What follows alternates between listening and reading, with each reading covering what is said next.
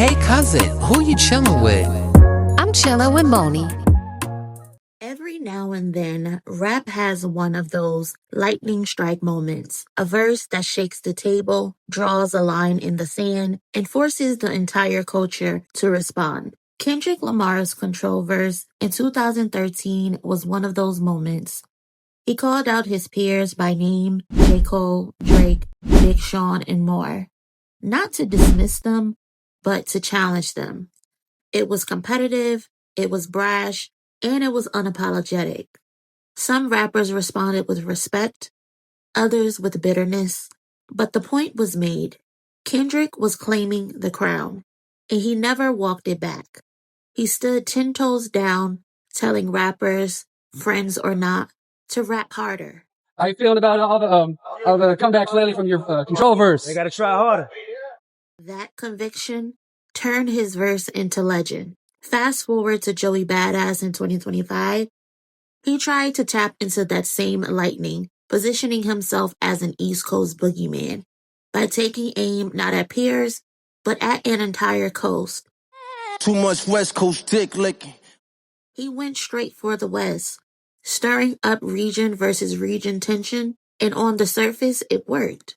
His bars hit, people were buzzing, and for a moment, it looked like Joey had cracked open the conversation again. In fact, you could argue he won the battle against the West. Clearly, no debating.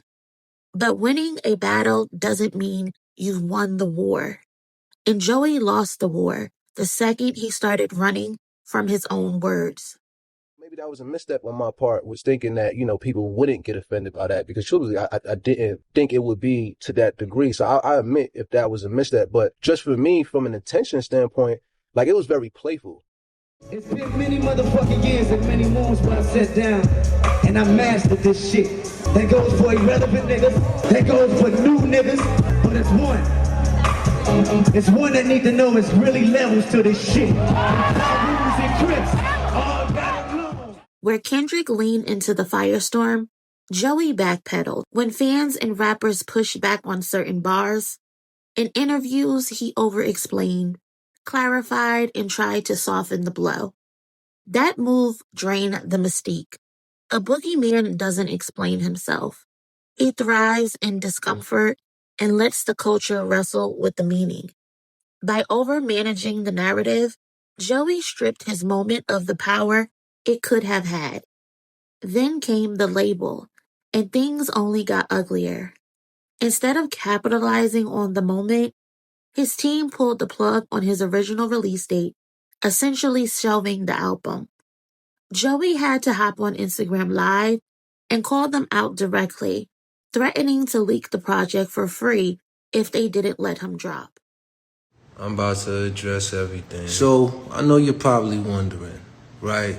So I'ma just rip the Band-Aid off for y'all, man. Listen, man, bad news. Got some terrible news. The album is not dropping on Friday. The album is not dropping August 1st, Friday. Yup, I said it. I'm sorry. I am ashamed. I'm disappointed. The album not coming August 1st. The label eventually caved, but all they gave him was a date. No campaign, no rollout, just one lonely Instagram post. And here's something that stuck out during my research. The label didn't even wish Joey a happy birthday. Now, that doesn't tie directly to the rollout, but it says a lot. This same label routinely acknowledged birthdays for other artists on their roster. The silence around Joey suggested tension had been brewing behind the scenes, likely because the West Coast beef wasn't a move they wanted him to make. Their lack of support went further. No physical copies of the project were pressed.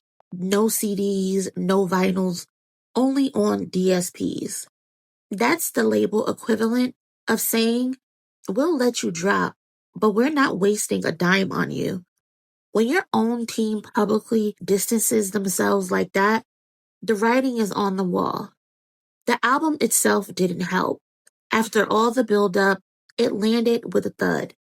Joey has always been respected as a rapper, But this project didn't live up to the hype, lyrically or commercially. The numbers reflected the reality, and the culture moved on almost as quickly as it arrived. So yes, Joey won the battle. He rattled the West Coast and got people talking, but he lost the war by refusing to stand on his words, by letting his label strip him of momentum, and by dropping a project his own team didn't even believe in enough to put on wax. Kendrick turned his control verse into a decade of dominance. Joey, on the other hand, turned his into an Instagram rant. He has a label that doesn't care and an album that's DSPs only, and it faded fast. He still has time on his side, but right now, it's not looking good.